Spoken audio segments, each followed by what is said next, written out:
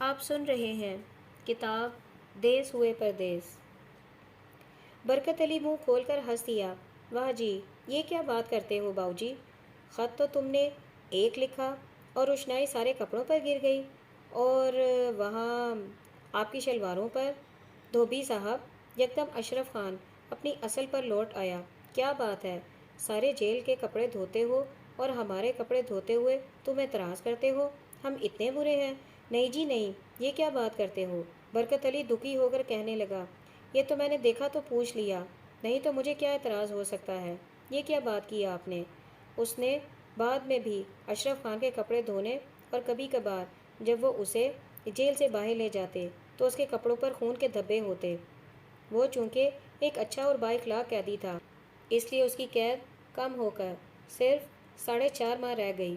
عید الفطر، عید بقر عید اور قومی تہواروں پر قیدیوں کو جو چھوٹ ملتی، وہ سب ملا کر کل وقت 4 ماہ ہو گیا۔ جس روز وہ جیل سے باہر آیا اس کی جیب میں 150 روپیہ تھا۔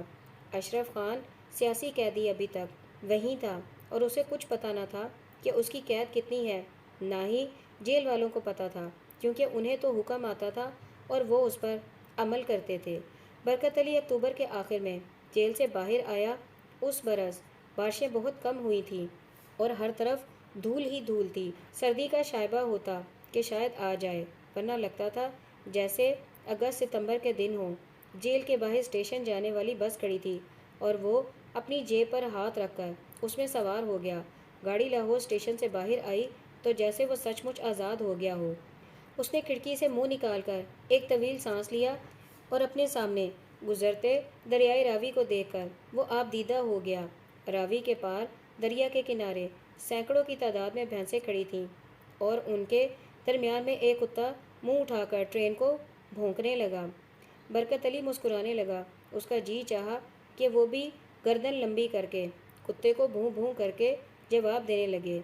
اس سے پہلے ایک کچی آبادی نظر آئی تھی جو ریلوے لائن کے ساتھ ساتھ اپنے غلیظ جوہڑوں، نالیوں اور بدبودار کوڑے کرکٹ کے ڈھیروں کے ساتھ چلی جا رہی تھی۔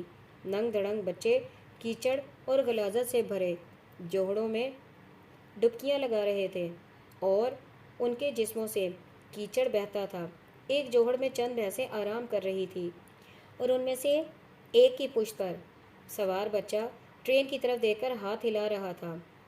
اسے یہ تو نظر نہیں آ رہا تھا کہ اس ٹرین میں کون کون لوگ سوار ہیں، لیکن وہ ہاتھ ہلا رہا تھا، اور اسے دیکھ کر برکت علی کو اپنا بیٹا یاد آ گیا۔ وہ بھی شاید اسی کی طرح کسی جوہڑ میں آرام کرتی ہوئی کسی بھینس کی پشت پر سوار مزے سے بیٹھا ہو۔ اور برکت علی کو اپنی حماقت پر ہنسی آ گئی۔ وہ تو ابھی 8-9 مہینے کا ہوگا، وہ بھلا بھینس کی پشت پر کیسے بیٹھ سکتا تھا؟ ہاں، وہ اب جائے گا تو اسے اٹھا کر خود کسی گائے یا بھینس کے اوپر بٹھا دے گا، اور پھر وہ خوفزدہ ہو کر روئے گا، اور میں کہوں گا، اوئے برکت علی کے بیٹے ہو کر روتے ہو، آرام سے بیٹھے رہو۔ اور برکت علی باہر سے لا تعلق ہو کر اپنے بیٹے کے بارے میں سوچنے لگا، اور اس کے ساتھ ہی بشیرہ بھی چلی آتی نظریں جھکائے۔ لیکن اس مسرت کو بدن میں لیے جو پھوٹتی ہے، صرف ایک شخص جانتا ہے کہ یہ میرے لیے ہے، اور باقی دنیا بے خبر رہتی ہے۔ اس نے فیصلہ کر لیا تھا کہ اب بشیرہ گوجروں کے گھر میں اوپلے تاپنے کے لیے نہیں جایا کرے گی۔ آئندہ کے لیے اس کے ذہن میں کوئی منصوبہ نہ تھا سوائے غلام علی کا گاٹا اتار کر اسے کھوئی میں ڈالنے کے۔ اس منصوبے میں صرف ایک قباحت تھی، اور وہ اسے جیل سے باہر نکل کر سمجھ میں آئی تھی کہ غلام علی اگر وہاں ولایت میں ہے تو وہ کیسے ولایت جا کر اسے تلاش کرے گا، اور پھر اس کا گاٹا اتار کر واپس چک جوگیاں لا کر کھوئی میں ڈالے گا۔ لیکن غلام علی ابھی مستقل قریب میں اس کے منصوبوں میں شامل نہیں تھا، صرف بشیرہ اس کے تمام تر منصوبوں میں تھی۔ اس 150 روپے کے ساتھ جو جیل میں کپڑے دھو کر اس نے کمائے تھے، وہ کم از کم 1.5 ماہ آسانی سے گزار سکتا تھا، اور اس کے بعد رب رکھا دیکھا جائے گا۔ اس نے پھر اکرم کے بارے میں سوچا، اور پھر بشیرہ کے ساتھ چلی آئی۔ یہ عجیب بات تھی کہ وہ دونوں آپس میں بہت کم بات کرتے تھے۔ میاں بیوی ہونے کے باوجود ایک دوسرے سے شرماتے تھے۔ شاید ان دونوں نے ایک دوسرے کو آج تک نظر بھر کر بھی دیکھا نہیں تھا، صرف خوشبو کے سہارے پہچان کرتے تھے، اور اندھیری راتوں میں بھی جان جاتے تھے کہ وہ ہے۔ کئی بار ایسا ہوا کہ وہ شام کی نماز کے بعد کھیتوں کی طرف نکل گیا، اور وہاں کبھی کماد کی اونچی فصل میں اور کبھی منجی کی مہک میں ایک اور مہک ہوتی اور وہ جان جاتا کہ بشیرہ آس پاس ہے یا ادھر سے گزر گئی ہے، اور وہ کھیتوں میں ہی مل جاتے، اور کبھی منجی کی مہک ان میں سرایت کرتی، اور کبھی بہار میں سرسوں کا کوئی پھول ان کے لبادوں کے ساتھ گاؤں چلا آتا۔ گاڑی جہلم کے پل پر چلی تو شور ہوا اور وہ بشیرہ سے الگ ہو گیا۔ مسجد کے ساتھ دریا کے کنارے ریت نکال کر گدھوں پر لادی جا رہی تھی۔ برکت علی نے اپنے آپ سے وعدہ کیا کہ وہ بشیرہ اور اکرم کو لے کر آئے گا اور اگلے جمعہ کی نماز یہیں ادا کرے گا۔ وہ پھر اپنے خیالوں میں گم ہوا، اور اس کے خیال کیا تھے؟ بشیرہ اور اکرم، اور یہی اس کے خواب تھے۔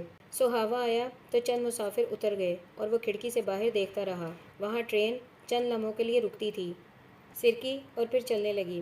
وہ کھڑکی سے باہر دیکھتا رہا اور یکدم اسے احساس ہوا کہ تھوڑی ہی دیر پیشتر ٹرین ایک اسٹیشن پر رکی تھی اور اب وہ چلی ہے، اور یہ اسٹیشن سہاوا تھا، کیونکہ پلیٹ فارم سے نکلتے ہی ٹکٹ بابو کا کوارٹر تھا اور کوارٹر سے باہر اس کی گائے بندھی تھی۔ وہ شور مچاتا اٹھا، اوے کھڑے ہو جاؤ، او بھائی رکنا، میں نے یہیں اترنا ہے، روکو روکو۔ اس کی چیخو پکار سن کر ڈبے کے تمام مسافر بے حد پرمسرت مسکراہٹیں لبوں پر لے آئے، اور ان کا خیال تھا کہ یہ دہقان یوں ہی شور مچاتا رہے گا اور گاڑی گوجر خان پہنچ جائے گی۔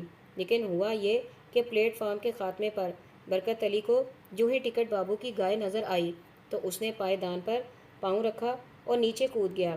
ظاہر ہے منہ کے بل گرا اور دیر تک گرا رہا۔ اس کے ڈبے کے مسافروں نے گردنیں لمبی کر کے باہر اسے پتھروں پر اوندھے منہ پڑے دیکھا اور اس کی بدقسمتی پر افسوس کرتے اور اس کے لیے تقریباً دعائے خیر پڑھتے رہے۔ گاڑی چلی گئی۔ تقریباً 1 گھنٹے بعد برکت علی کے حواس بحال ہوئے۔ وہ کپڑے جھاڑ کر اٹھا اور اپنے بدن کو ٹٹولتا۔ اس کی ہڈیاں اور پیر سلامت تھے، صرف اس کے ناک سے خون بہہ رہا تھا، بلکہ بہہ کر بند ہو چکا تھا۔ جہاں وہ گرا تھا وہاں چھوٹے چھوٹے پتھروں پر اس کا خون سوکھ رہا تھا، اور اس کے منہ میں کوئی شے کڑکڑاتی تھی جسے اس نے تھوک دیا۔ یہ اس کا دانت تھا جو اس سے ہمیشہ کے لیے جدا ہوا۔ اس کے سر میں ہلکا سا درد ہو رہا تھا، اور جی اس کا یہی چاہتا تھا کہ وہ وہیں لیٹ جائے اور اونگتا رہے۔ ایک پرلطف بخار کی کیفیت اس کے تن بدن کو توڑتی تھی۔ لیکن پھر بشیرہ نے اسے بلا لیا۔ اس کی شکل ہر سو اسے نظر آئی، اس کا جھکا ہوا چہرہ، اور پھر اس کی مہک اس کے چاروں اور پھیلی تو اس نے کپڑے جھٹکے اور سر ہلایا کہ بس میں آ رہا ہوں، اور وہ چک جوگیاں کی طرف پیدل چل دیا۔ اگر وہ کچے راستے پر چلتا تو رات گئے چک جوگیاں پہنچتا، لیکن اس نے کھیتوں کے بیچوں بیچ کا راستہ اختیار کیا اور ایک مخصوص رفتار سے سر ہلاتا ہوا چلنے لگا۔ اس کے آس پاس خاموشی ہوتی گئی، اور وہاں صرف ہوا تھی یا فصلوں اور پودوں کی سرسراہٹ، اور پھر کبھی کبھار کوئی شہد کی مکھی بھن بھناتی ہوئی چلی جاتی، اور اس کے کان دیر تک اس کی بھن بھناہٹ سے تھراتے رہتے، اور اس نے پہلی بار اس آزادی کے میٹھے پھل کی لذت کو محسوس کیا جو کچھ 6 ماہ سے اس سے دور تھا۔ اس نے جیل سے باہر آ کر جب اسٹیشن کے لیے بس پکڑی یا گاڑی میں بیٹھا اور اپنی من مرضی سے کھایا پیا اور لوگوں سے باتیں کی، اور اسے آزادی اور امیری کے درمیان بہت زیادہ فرق محسوس نہیں ہوا، لیکن اب یہاں اس سرسراتی ہوئی اور ٹھہری ہوئی خاموشی اور ہوا میں اسے معلوم ہوا کہ وہ آزاد ہے۔ یہ ہوا جو اس کے چہرے کو چھوتی جاتی ہے صرف اس کے لیے ہے، اور وہ اس میں جی بھر کے سانس لے سکتا ہے، لیکن وہ کم نہ ہوگی۔ چک جوگیاں کا راستہ کچھ زیادہ آباد نہ تھا، اور اسے اس سفر کے دوران ایک پٹھان خاندان کے کچھ افراد ملے جو گدھوں پر لکڑیاں لاد کر لے جا رہے تھے۔ ان لوگوں نے چک جوگیاں سے تقریباً 2 میل کے فاصلے پر ایک عارضی رہائش گاہ بنا رکھی تھی۔ وہ آس پاس کے علاقوں سے درخت خریدتے اور پھر انہیں جلا کر کوئلہ تیار کرتے۔ وہ اس کام میں بہت ماہر تھے۔ یہ ایک محنت طلب اور کھردرا کام تھا، لیکن یہ پٹھان مشقت سے گھبرانے والے نہیں تھے۔ ہاں یہ ہے کہ وہ چک جوگیاں کے باشندوں سے زیادہ میل جول نہیں رکھتے تھے۔ برکت علی نے جب چک جوگیاں کی پہلی جھلک دیکھی تو وہ رک گیا۔ اس کے اندر جیسے ایک آری چلی اور اسے کاٹتی چلی گئی۔ یہ گھر کیا شے ہے اور وطن کیا چیز ہے؟ اگر بشیرہ اور اکرم نہ ہوتے تو کیا پھر بھی وہ اس گاؤں کو دیکھ کر اسی طرح بے چین ہوتا؟ کیا زمین کے ساتھ محبت میں رشتہ داریاں اور انگ ساگ شامل ہوتے ہیں؟ کیا ان کے بغیر بھی زمین اپنی جانب کھینچنے کی طاقت رکھتی ہے یا نہیں۔ وہ دونوں اس کی آب و ہوا تھے جس میں وہ پھلتا پھولتا تھا۔ اگر وہ کچے راستے کی طرف سے گاؤں میں داخل ہوتا تو پہلے بڑے جوگی کے مزار پر حاضری دیتا، لیکن یہ راستہ بالکل مختلف سمت سے چک میں داخل ہوتا تھا۔ ہاں، ادھر کھوئی سب سے پہلے دکھائی دیتی تھی۔ وہ اگرچہ کچھ فاصلے پر تھی، لیکن وہ چک میں جانے سے پہلے وہاں بیٹھ کر اپنا سانس درست کرنا چاہتا تھا۔ کھوئی کے پاس وہ ہموار زمین پر بیٹھ گیا۔ کھوئی سے پرے کھیت تھے، اور برکت علی نے یاد کیا کہ بشیرہ خاص طور پر شام کو ادھر آیا کرتی تھی۔ گاؤں میں تنہائی ذرا مشکل ہوتی ہے، اور وہ ادھر صرف اس لیے آتی کہ یہ جگہ چک سے ذرا فاصلے پر تھی۔ برکت علی نے کچھ ایسے لمحے یاد کیے جو اس کے دل کی دھڑکن کو تیز کرنے کا موجب بنے۔ کون ہے بھائی؟ دور سے ایک سست اور لٹکی ہوئی آواز سنائی دی۔ برکت علی نے اٹھ کر دیکھا۔ ڈھلتی ہوئی شام میں اللہ دتا افیمی سر ہلاتا چلا آ رہا تھا۔ وہ برکت علی سے تقریباً 20 گز کے فاصلے پر کھڑا ہو کر پھر پکار اٹھا، کون ہے بھائی؟ برکت علی بے اختیار مسکرانے لگا۔ ڈھلتی ہوئی شام میں اللہ دتا افیمی اسے دور سے پہچاننے کی کوشش کر رہا تھا۔ اس کے چپ رہنے پر وہ تھوڑا سا خوف زدہ ہوا کہ پتہ نہیں کون ہے، کیا شے ہے جو شام کے وقت کھوئی کے پاس کھڑی ہے۔ تیسری مرتبہ جب اس نے آواز دی تو اس میں سرزنش نمایاں تھی۔ اوئے، بولتا کیوں نہیں؟ کون ہے تو؟ میں ہوں، برکت علی نے جان بوجھ کر آہستہ سے کہا۔ اوئے تو کون؟ برکت علی پھر خاموش ہو گیا۔ وہ اس صورتحال سے خوب لطف اندوز ہو رہا تھا۔ اللہ دتا افیمی کی نظر یوں بھی کچھ کمزور ہو گئی تھی، اور اگر اس نے اس وقت افیم کھائی ہوئی تھی، اور ظاہر ہے کہ کھائی ہوئی تھی، تو وہ انسان کیا مچھر سے بھی خوفزدہ ہو سکتا تھا۔ چنانچہ برکت علی خاموش کھڑا رہا، اور اس سے کچھ فاصلے پر پریشان اور ہراساں اللہ دتا افیمی اسے پہچاننے کی ناکام کوشش کرتا رہا۔ اب اس کے ذہن میں یہ خیال تقویت پکڑ رہا تھا کہ اس کے سامنے کھوئی کے پاس جو بھی کھڑا ہے وہ انسان نہیں، کچھ اور ہے، اور وہ جو کچھ بھی ہے اس کی صحت کے لیے اچھا نہیں۔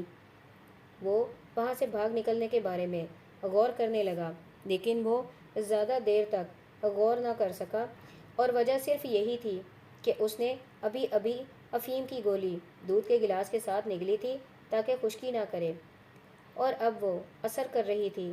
اس کا خیال تھا کہ اثر ہونے سے پہلے پہلے وہ چک میں پہنچ جائے گا، اور وہاں اپنی چارپائی پر لیٹ کر تازہ حقے کی نئے منہ میں داب کر مزے سے اونگے گا، اور اس کی بوڑھی بیوی نہال بی بی اس کا ہانڈی ٹکر کرتی رہے گی۔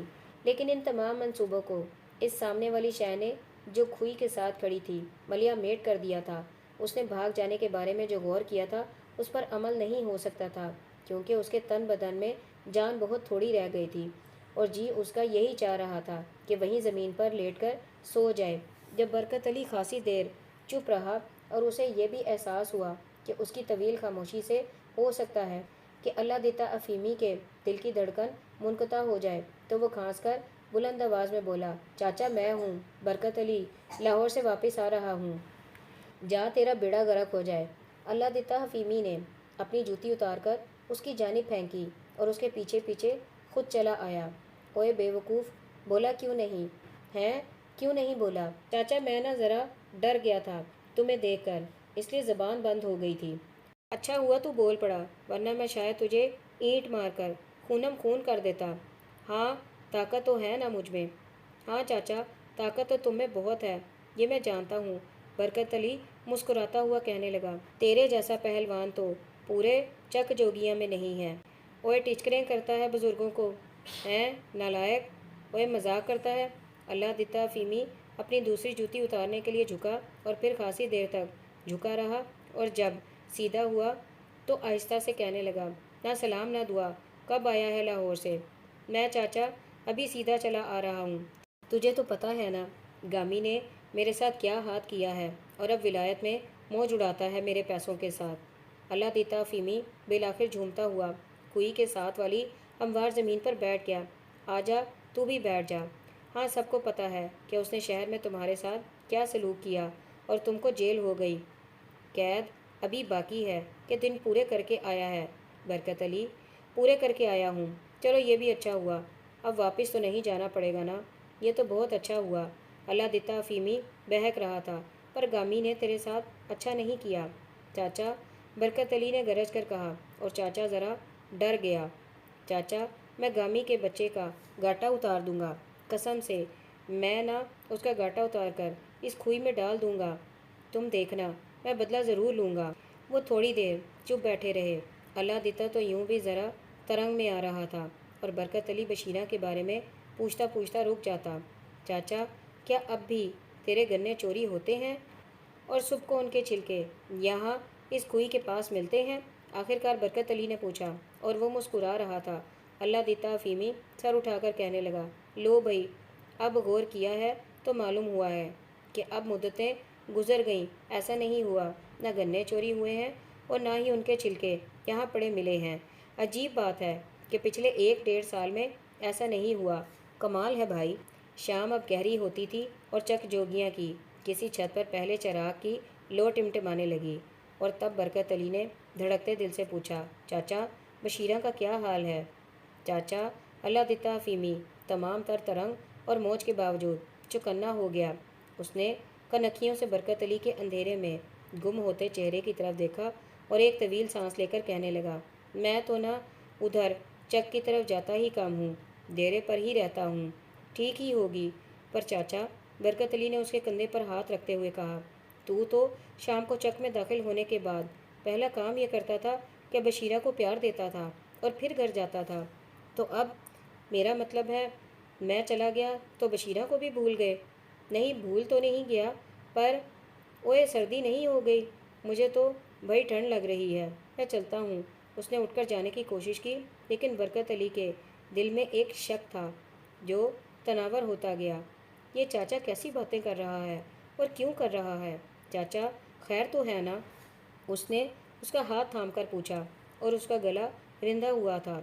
ہاں، بس یہ بتا دے کہ خیر تو ہے نا؟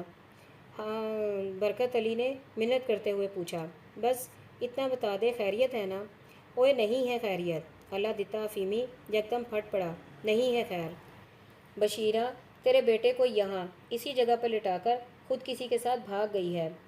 برکت علی پر سارا آسمان بوجھ ہوا اور زمین کی ساری فصلوں نے اسے دفن کیا، اور چک جوگیاں کی چھت پر جلنے والے اکلوتے چراغ کی لو سے جلنے لگا۔ راکھ ہوا اور پھر وہ اٹھا اور اس نے چک جوگیاں سے منہ موڑا اور ہمیشہ کے لیے منہ موڑا اور چلنے لگا، سارے آسمان کا بوجھ لیے اور زمین کی ساری فصلوں میں دفن۔ 7 روز بعد اللہ دیتا چک میں آیا اور کہنے لگا، بھائیو، ادھر سوکھی کھوئی سے بو آ رہی ہے، ادھر سے گزرنا مشکل ہو رہا ہے، میرا خیال ہے کوئی جانور اس میں گر گیا ہے، میرے ساتھ کوئی آئے تو اسے نکال کر باہر پھینکے۔ عنایت علی اس کے ساتھ چل دیا۔ وہ ایک رسے کی مدد سے کھوئی میں اترا اور گلی سڑی بو دیتی ہوئی بشیرہ کے مردہ گوشت اور ہڈیوں کو باہر لے آیا۔ برکت علی نے چک جوگیاں سے ہمیشہ کے لیے منہ موڑ لیا تھا۔ وہ اونچی فصلوں اور گرد آلود راستوں میں ساری رات چلتا رہا، کبھی کہیں نکل جاتا اور کبھی کہیں۔ ایک چھوٹی سی بستی کے باہر 2 پاگل کتے اس کے پیچھے ہو گئے اور اسے جان بچانے کے لیے اندھا دھند بھاگنا پڑا، اور اس بھاگ دوڑ سے وہ واپس اپنے حواس میں آیا، ورنہ وہ نہیں جانتا تھا کہ اس کی سمت کیا ہے، رخ کیا ہے اور وہ کدھر جا رہا ہے۔ وہ تو چل رہا تھا اور اسے یوں لگتا تھا جیسے اس کے سارے رشتے اور وہ سارے لمحے جو اس نے بشیرہ کی سانسوں کے قریب گزارے، وہ سب کے سب اس کے پیچھے آتے تھے، اور ان میں ایک ننھے بچے کے رونے کی آواز بھی شامل تھی، اور وہ جانتا تھا کہ یہ اس کے اکرم کی آواز ہے، لیکن وہ ٹھہر نہیں سکتا تھا۔ اسے چک جوگیاں سے درد ہونا تھا، کیونکہ اس گاؤں کی گلیوں کی دھول میں بشیرہ اور اس کے مرد کے نشان ہوں گے۔ وہ ان نشانوں سے دور ہونا چاہتا تھا۔ رات کے اندھیرے میں کبھی کبھار ایک جانی پہچانی مہک تیرتی ہوئی اس کے آس پاس پھیلتی اور وہ منہ کے راستے سانس لینے لگتا تاکہ وہ مہک اس کے بدن میں نہ جائے، کیونکہ وہ مہک بشیرہ کی تھی۔ جب وہ اونچی فصلوں میں نیچے ہوتے تھے اور ان کے بدن رنگ بدلتے تھے، وہاں تو سچ مچ یہ مہک نہ تھی، یہ تو برکت علی کے خیالوں میں تیرتی تھی اور اسے تنگ کرتی تھی، اور وہ اس سے دور ہونا چاہتا تھا، بہت دور۔ اور ان خیالوں میں جہاں یہ مہک تیرتی تھی، وہاں اور بھی بہت کچھ تھا جو اس کے اندر کے غصے کو اور بے چینی سے بھرتا تھا۔ وہ کون تھا اور اب وہ دونوں کہاں گئے ہوں گے اور کیا کر رہے ہوں گے؟ یہ سوال اسے بے چین کرتے اور وہ زیادہ تیزی سے چلنے لگتا۔ وہ دونوں کیا کر رہے ہوں گے؟ کیا کر رہے ہوں گے؟ صبح سویرے جب تاریکی ابھی سردی میں گھلی ہوئی تھی اور سفیدی کے آثار بہت کم تھے۔ وہ اسٹیشن پر پہنچا اور جب اسے پلیٹ فارم نظر آنے لگا تو اس نے دیکھا کہ اس کے پاؤں میں جوتے نہیں ہیں۔ اس کا تہمت پھٹ چکا ہے اور کرتا تار تار ہے۔ اس کے بدن پر خون کے دھبے تھے۔ پلیٹ فارم کے آخر میں ایک ہینڈ پمپ دکھائی دے رہا تھا۔ وہ اٹھا اور قدم گھسیٹتا اس تک پہنچا۔ آس پاس کوئی نہ تھا۔ اس نے کپڑے اتارے اور نل کے نیچے بیٹھ کر اس کا ہینڈل چلانے لگا۔ پانی نیم گرم تھا اور صبح کی سردی میں گھل کر وہ بدن کو آسودگی دیتا تھا۔ اس دوران اس کے کانوں میں انجن کی سیٹی کی آواز آئی اور وہ تیزی سے کپڑے پہننے لگا۔ گاڑی ایک تھکے ہوئے کھلاڑی کی طرح آہستہ آہستہ پلیٹ فارم پر داخل ہوتی گئی۔ اس نے اپنے آپ کو بامشکل اٹھایا اور پھر اپنے سامنے کے ڈبے میں داخل ہو گیا۔ لوگ ابھی سوئے ہوئے تھے اور ان کے بدنوں کی گرمی اور بو ڈبے میں رکی ہوئی تھی۔ فرش گٹھڑیوں، سوٹ کیسوں اور گھی کے ٹینوں سے اٹا پڑا تھا اور اس سامان میں بھی کچھ لوگ سوئے ہوئے تھے۔ برکت علی نے اپنے آپ کو ایک کونے میں گرا دیا اور پھر بے سدھ ہو گیا۔ گاڑی لالا موسیٰ کے اسٹیشن میں داخل ہوئی تو پلیٹ فارم پر شور مچاتے خوانچہ فروش جیسے گاڑی کے اندر آ کر نعرے لگانے لگے۔ گرم پوڑیاں، پکوڑے اور اس شور کی وجہ سے وہ لوگ بھی بیدار ہو گئے جو ابھی تک اونگ رہے تھے، اور تب انہوں نے اس شخص کو دیکھا جو غسل خانے کے دروازے کے ساتھ بے سود پڑا تھا اور اس کے کپڑے پھٹے ہوئے تھے اور جسم سے خون رس رہا تھا۔ اس کا چہرہ جوان تھا اور سر کے بالوں میں دھول تھی جیسے طویل مسافتوں سے لوٹا ہو۔ وہ بے سود پڑا تھا۔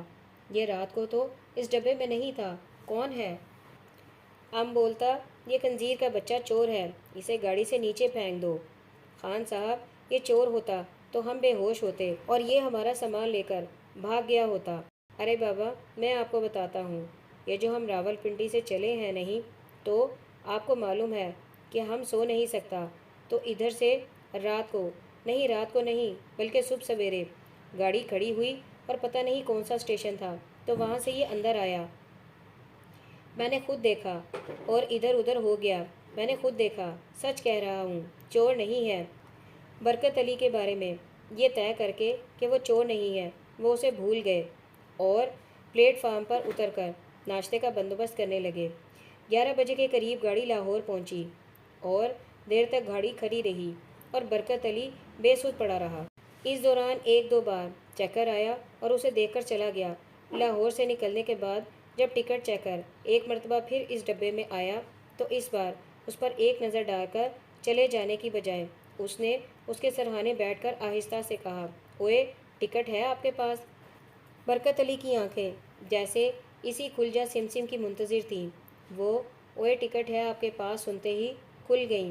اس کا جوڑ دکھ رہا تھا اور اس کا بدن ڈھیلا اور کمزور ہو رہا تھا۔ دروازے میں سے تیز اور سرد ہوا صرف اسے کاٹنے کے لیے شراٹیں بھرتی ہوئی آ رہی تھی اور ٹکٹ چیکر کی ٹوپی اور گھنی مونچھیں اس پر جھکی ہوئی تھیں۔ اوئے ٹکٹ ہے آپ کے پاس؟ نہیں باؤ جی، اس کی آواز بیٹھی ہوئی تھی۔ اچھا، ٹکٹ چیکر نے مونچھوں پر ہاتھ پھیرا، ٹکٹ نہیں ہے۔ آپ کی جاگیر ہے نا ریلوے گاڑی، اور آپ ذرا اپنی جاگیر کی انسپیکشن کرنے کے لیے آئے ہوں گے، کیوں؟ آہو جی۔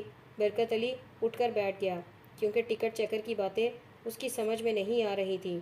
ڈبے کے دوسرے مسافر ہاتھ دھونے اور لالا موسیٰ سے پیٹ بھر کر ناشتہ کرنے کے بعد اب کھڑکی کے ساتھ لگے دھوپ سینکتے ہوئے بے حد خوشگوار موڈ میں تھے، اور یہ نوجوان اس کے لیے ایک مزیدار شخصیت تھا، اور وہ سب اسے دیکھتے تھے اور کاہلی سے مسکراتے تھے۔